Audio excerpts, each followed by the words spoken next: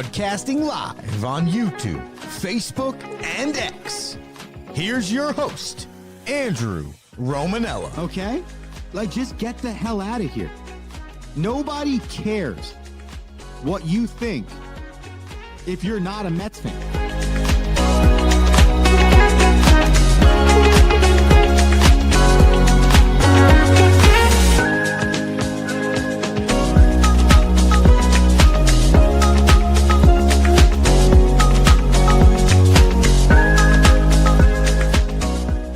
What's going on, everybody? Welcome into another edition of The Rome Show, broadcasting live on YouTube, Twitter, X, and Instagram. I'm your host, Andrew Romanella. It's a Friday, and we got a fantastic show planned for the people. If you are a New York Yankees fan, you are waking up excited this morning on October 3rd, as the Yankees did something that only three other teams have done in the existence of the wild card round, and that is advance after going down 0-1 on Wednesday night. What a great game pitched by Cam Schittler, the rookie. 8 innings pitched, 12 Ks, led the Yankees to the promised land, and now the Bronx Bombers move on to the ALDS. And all of the negative energy that has ever swirled around that team during this season, I personally believe can all be thrown out the window for their resilience, their ability to play in clutch moments, and their ability to get to the victory, because really, that's the true definition of a championship team. 8 teams remain in Major League Baseball, and we will give you the entire bracket. I chose the Rams last night, and that was a bad decision. 2 people in my survivor pool did the same, and a lot others did too, and that was a bad decision. We learned last night on Thursday Night Football that coaching matters. Does not matter the sport. Does not matter the profession. A great coaching staff can neutralize any great talent. And Kyle Shanahan, Robert Saleh, and the 49ers staff did that yesterday to the tune of a 26-23 overtime victory with Mac Jones as their starting quarterback and some dude named Tongs as one of their top receivers. Unbelievable. 49ers now 4-1, Rams 3-2. We got to break that down. We also have your Seska Sense for the weekend, which is what? Oh, your weekly college football picks. Compliments of our man, Rich Seska. And then we bring you through the slate of Sunday National Football League games, and we give you a little bit of what show watching for this weekend. So we'll make our picks and we'll give you our favorite game that you need to watch. We'll dive into all of it, but I give you my pleasantries first. YouTube.com/The Romanellas. That's YouTube.com/The Romanellas. Twitter, X, Instagram, The Rome Show 1, The Rome Show, then the number 1. Facebook.com/The Rome Show, The Rome Show podcast, wherever you listen to podcast. The Detroit Tigers, the Chicago Cubs, and the New York Yankees all advanced in game 3 of the wild card round last night. So we are now set up for 2 NLDSs and 2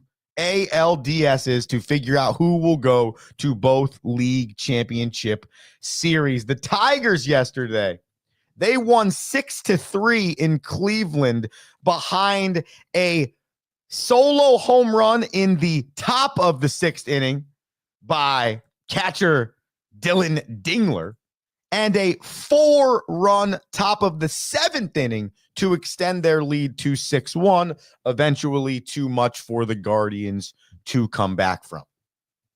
Now, bottom line, we witnessed the Detroit Tigers falter down the stretch. They led the AL Central for the entirety of the season, blew a 15.5 game lead to this same Cleveland Guardians team. Cleveland did all of that work to get back, to win the AL, to host the wild card. And they lose. And they lose. I don't know what's worse. Would it have been worse for the Guardians to not ever have made that comeback, simply just made the wild card and lost in Detroit? Or was it worse that they came all the way back, fired all the people up, hottest team in baseball to make that run, and then at home lose? And I get getting dominated by Scooble. A lot of people get dominated by Scooble. I got the Yankees getting dominated by Crochet. Most people get dominated by Garrett Crochet. But you still had games 2 and games 3 at home, and it is inexcusable. The Cubs handled their business at home, game 3. The Yankees handled their business at home, game 3. That is what you're supposed to do with those home field advantages. And last night, all of the work, all of the effort, all of the comeback that the Cleveland Guardians went through, truthfully, no exaggeration, no hot take, no hyperbole, thrown right out the window. And that is the facts.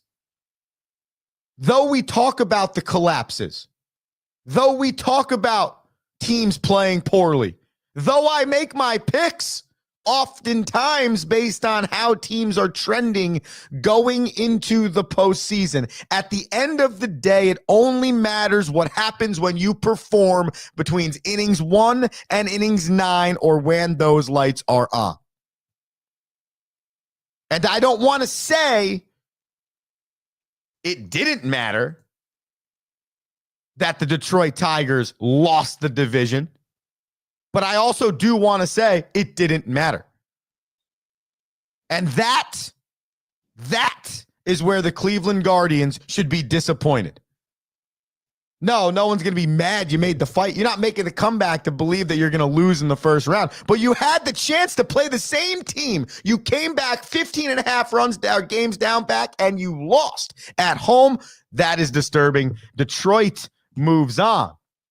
And now we'll play Seattle in the ALDS, with Seattle having home field advantage. We move on to the Cubbies. They just played such a clean game against the Padres, truthfully, until the 9th inning.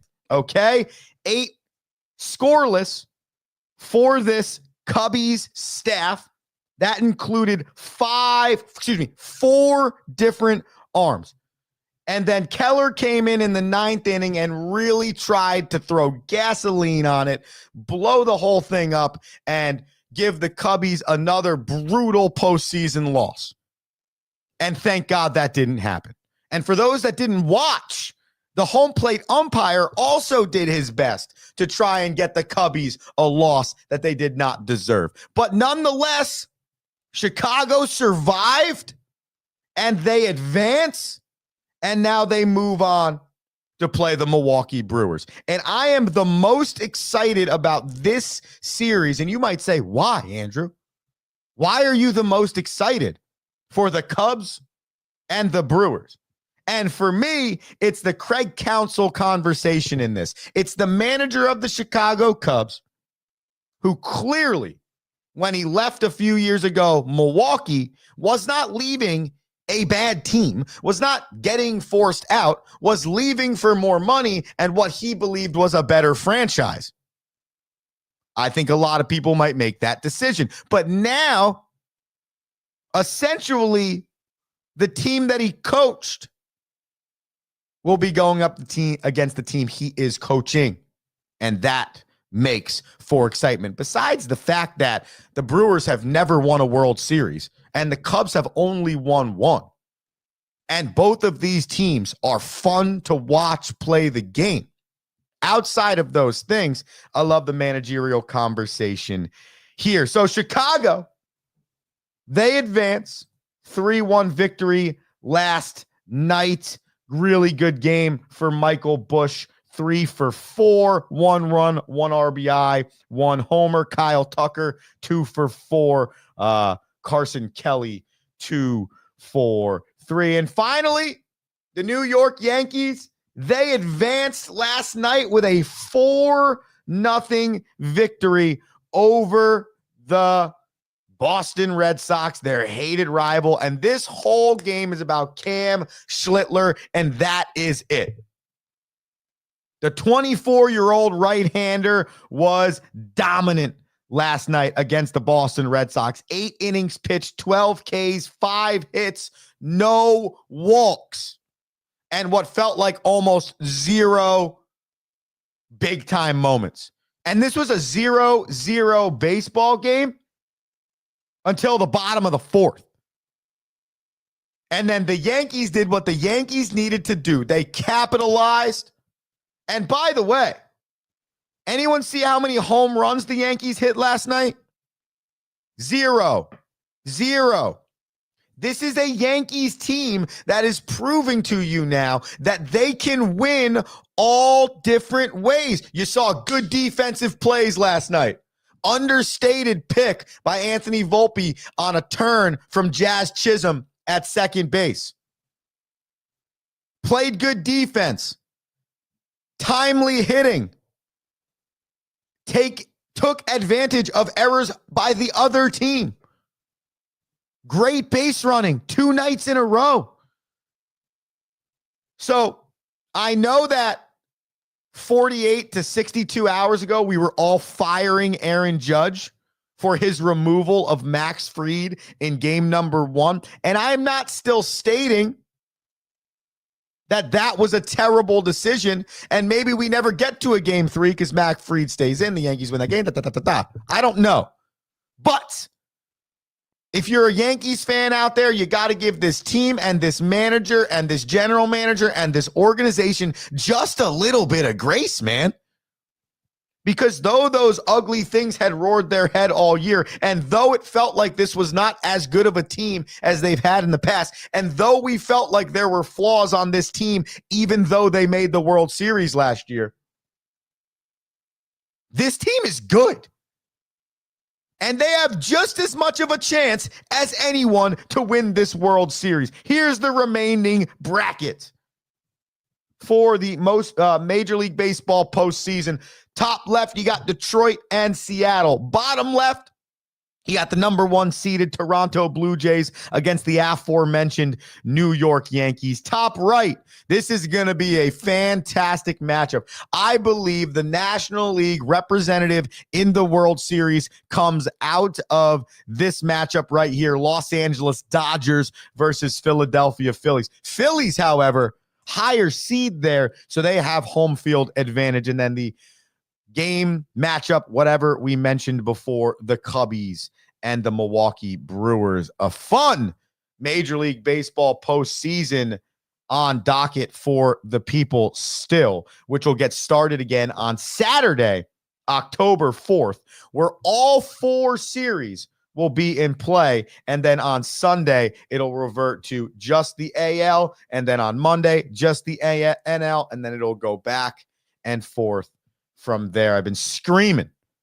about how much fun Major League Baseball has been. If you haven't watched and you're choosing the time to, now would be the time to do so. The Rome Show, broadcasting live on the youtube.com/Romanella's channel, Twitter X, Instagram, and Facebook. Find the show. Simply just type in The Rome Show. I think you'll find it.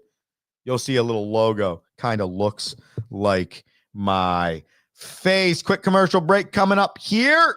When we get back, we talk Thursday night football.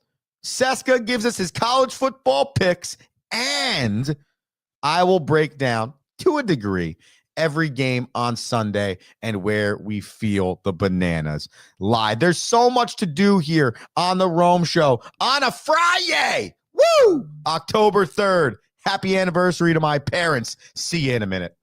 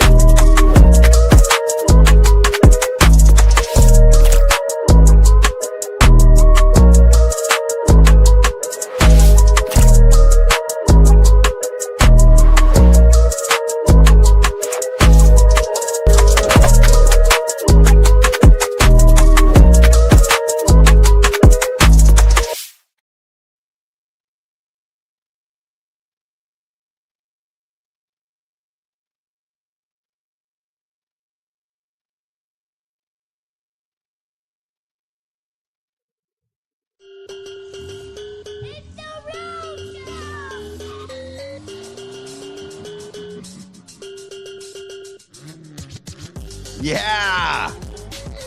The Rome Show. We broadcast live on YouTube, Twitter X, Instagram, and Facebook. Hope you're having a blast. It's Friday. I'm Andrew Romanella. We're here with you for another 15 or 20 minutes.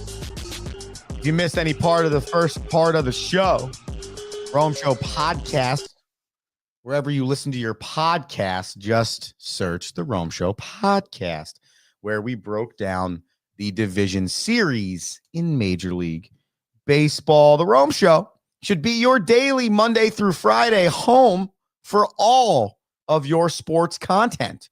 If you go to YouTube, we got more content than just the radio on there. Our social medias, follow us there. And or if you just enjoy the banter, you can comment. You can banter back and forth on YouTube and Twitter X if you would like. Oh, and we broadcast live on Instagram now, so you can banter back and forth there with me as well. All right.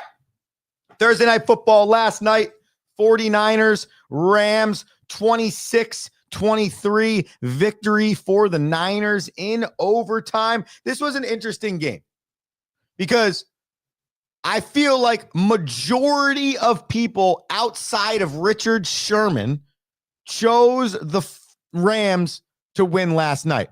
No Brock Purdy, no Jawan Jennings, no Ricky Pearsall, Nick Bosa out for the year. We talked about the litany of injuries for the Niners. And I just don't believe anybody, though Mac Jones is probably a top echelon backup quarterback. No one expects Mac Jones to come into any franchise right now and take a team to the playoffs.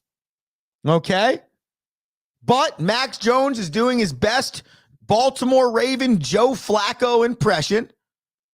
And the 49ers jump out to a 14-0 lead. And not just a 14-0 lead where you're like, okay, good first drive, scripted first drive. That makes sense. Feed the rock to Christian McCaffrey. He had 57 yards on the ground yesterday, and he had 82 through the air, 31 touches of the football by Christian McCaffrey. All right, feed him the rock. That's always going to keep us in a game. But the Rams offense was doing nothing. I have Kyron Williams on my fantasy team, and I'm like, finally, a Thursday night where I feel like maybe I could jump out to an advantage here. And he's got 1.3 points with 5 minutes left in the second quarter. And I'm like, this is not good. And I stared away from picking the Rams in the survivor pool. I don't trust the Thursday night pick. And thank gosh I did.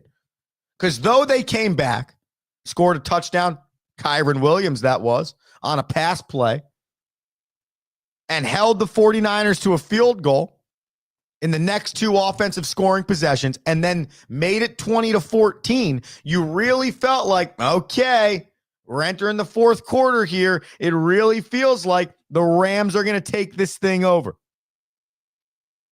And it was a back and forth affair that ends in a tie, goes to overtime, and the 49ers, in a tight contest, continue to keep the Los Angeles Rams number. And kudos to this Niners team, to this Niners coaching staff, because you lost to Jacksonville last week.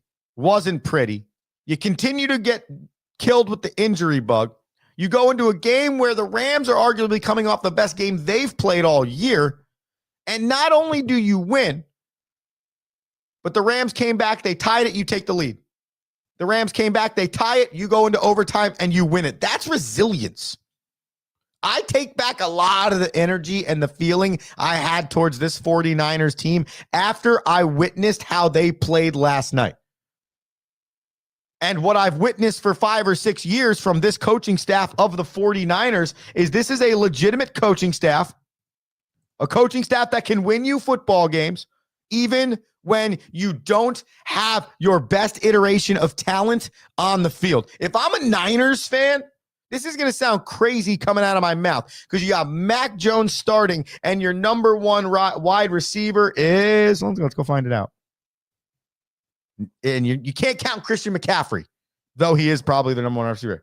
Kendrick Bourne, 10 receptions, 142 yards last night.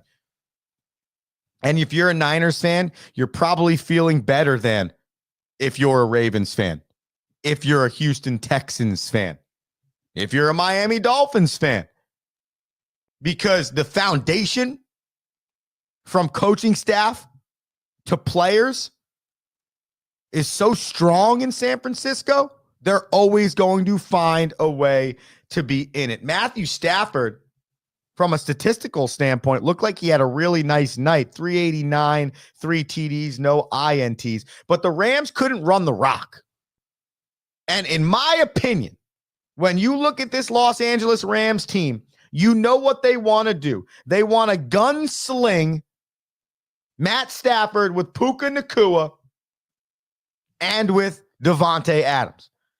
But if you have a defense like the 49ers last night that do a good job of blanketing those guys and not allowing the big play, you become really half-dimensional because you're not using your running back enough. So against the Indianapolis Colts, the Rams ran the rock 26 times for 102 yards, and there were 41 pass attempts for Matthew Stafford. In the loss against the Eagles, they ran the rock 27 times for 86 yards, 1 touchdown. 31 times for 160 yards and 33 pass attempts. 26 points scored against one of the best teams in the league. Against the Titans, though the Titans are lowly, 149 rushing yards, 2 touchdowns on the ground. What am I getting at here? This team needs to find a way to continue to run the rock. You cannot, though you were down 14-0, abort the run so quickly because Matthew Stafford's not mobile enough. And if you have I get it, Puka Nacua is great. Devontae Adams is great. But you played a great defense that could blanket them.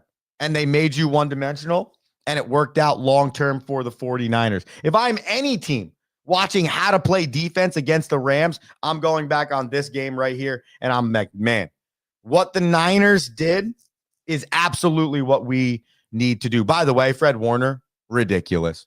I think he's like the leading tackler all time in 49ers history or something, but that dude is a game changer. And if you're the Niners, you're happy he's on your team. All right, ladies and gentlemen, it's that time.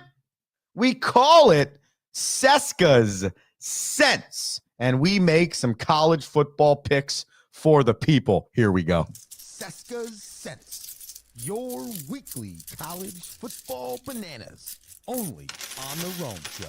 Compliments of Rich Seska. Rich Seska is not liable for bad decisions you make with your bananas. These plays are merely educated guesses or even high-level personal intuition. This is not a get-rich-quick or pyramid scheme. We do not call ourselves experts, just fans. Viewer banana spending advised. All right, ladies and gentlemen, up on your screen now, we have Seska Sense for the week 5 or 6, depending on which week you count as week 1, if you want to count week 0. Here we go. Seska finding himself in a place of unhappiness with the Sun Belt Conference. So we'll start there. The last 3 weeks, the official show of the Sun Belt Conference, the Rome Show, has tried to make the right picks here, but the Sun Belt Conference, much like the MAC Conference, much like all those random Division I smaller conferences, it's a crapshoot. Crapshoot.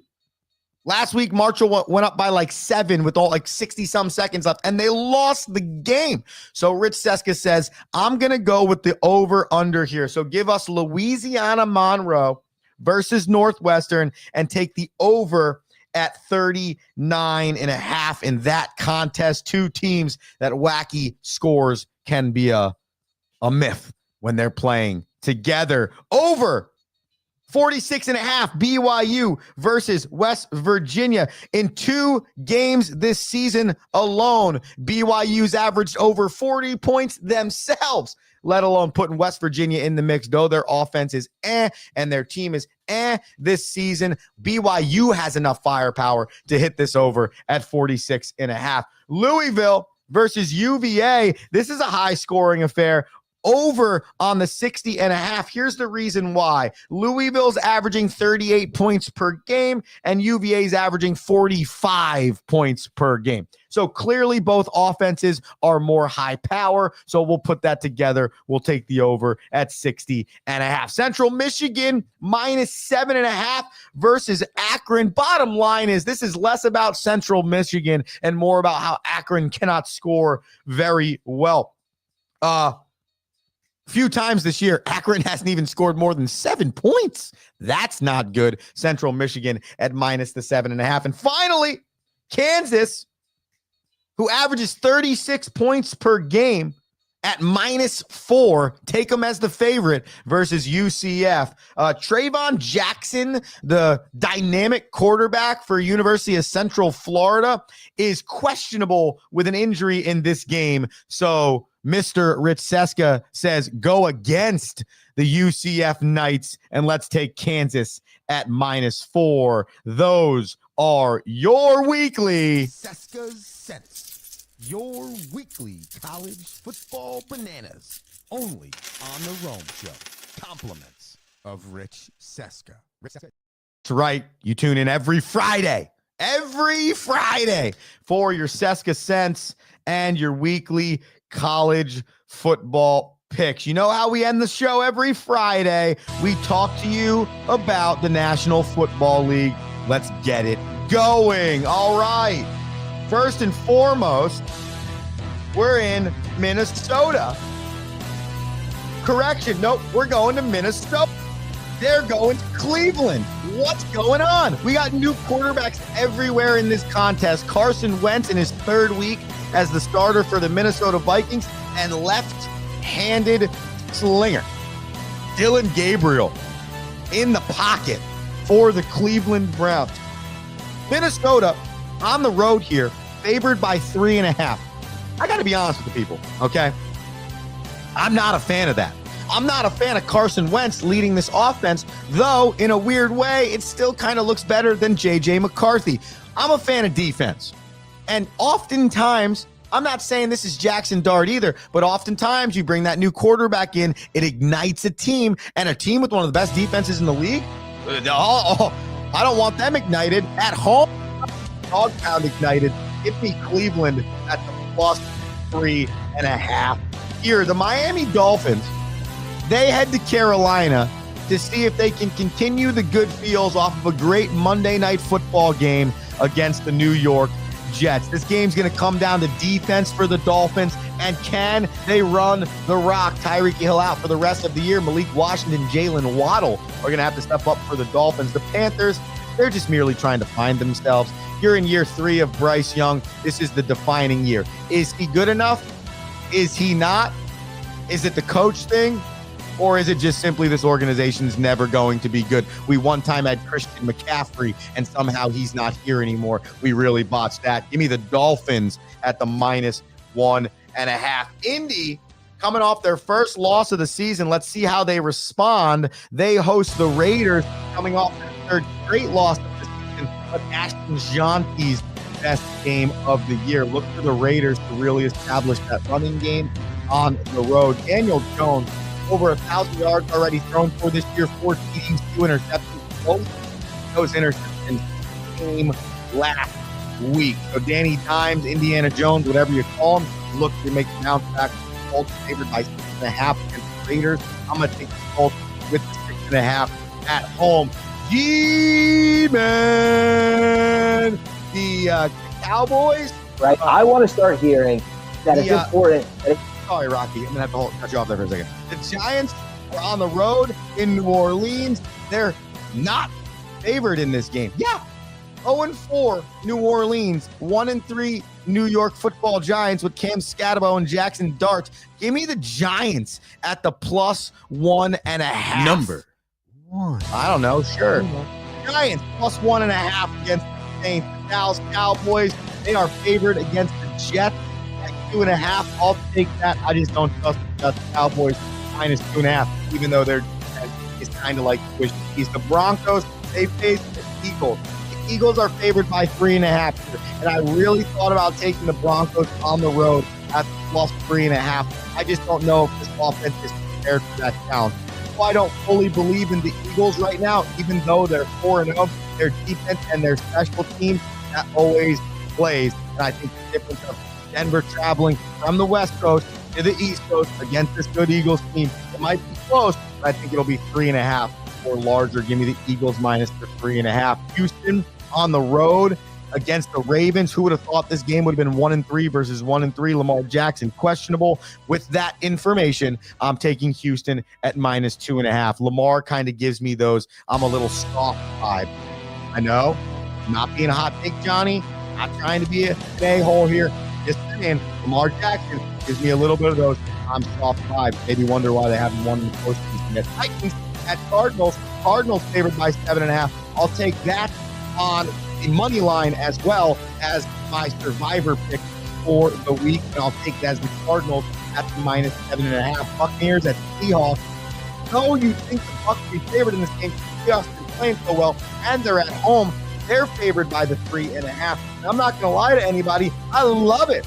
I love the Sam Darnold-led Seahawks. The underrated, not talked about up in Northwest America Seahawks. And give them to me on the road. Baker loses 2 straight, minus 3.5 for the Seahawks. Lions at Bengals. Lions favored by 10.5. You might want to take that teasered up to 17.5. That's how bad the Bengals have been under Jake Browning under center. Lions minus 10.5. Commanders at Chargers. I'm going to go ahead and take the Commanders plus 2.5 here on the road. Why? Aiden Daniels has been cleared. I don't know if he's going to play, but I trust Marcus Mariota enough to give you enough to win this game by a field goal, and I don't trust the offensive line of the Chargers enough. I'm sorry. But I saw last weekend, 2 weekends ago, or last weekend, with the Jackson Dart thing, that just didn't look like an offense that was ready to be elite, regardless of what Jackson Dart or Cam Scadaboo or anything the Giants did. You got to keep Justin Herbert upright. He did not look good. This Commanders team is good. Whether Karen McLaurin's out or Jaden Daniels out, they have enough to win this game by a field goal. Give me the Commies at plus 2.5. Finally, we got the Patriots at the Bills. So badly do I want to believe the Patriots are good enough to lose this game by less than 7, but I don't think they are because I think the Bills are that good. The 4-0 Bills move to 5-0. Give me the Bills at minus 7.5. Those are my weekend picks. But if you're wondering of all of those games, okay, What you watching? I am watching the New York Football Giants and the Saints. Though I love my Miami Dolphins, if you got told you got to go into a room, you can only watch one game this weekend, what are you watching? I'm watching the Giants versus the Saints because I want to know 2 things, okay? 1, was it a fluke last week? Or could this be who the Giants truly are moving forward? If that's the case, you should beat an 0-4 team. Doesn't matter where the hell you're playing that 0-4 team. And 2, is this the coach combo? Every week, I'm asking myself that question about a few teams in the National Football League. But after the excitement is worn off after the first start, you go on the road. You start to get into, there's more tape. What is going to look like? Those are the 2 questions I'm asking myself. That's What you watching? this weekend in the National Football League, plus obviously Major League Baseball. If you're not watching the postseason, you're truly missing out. The Rome Show. Have a great weekend. One might say, have an electric weekend. We'll be back on Monday. Thank you for tuning in. Be sure to subscribe. Be sure to share it with a friend. Andrew Romanella out. Thank you for listening.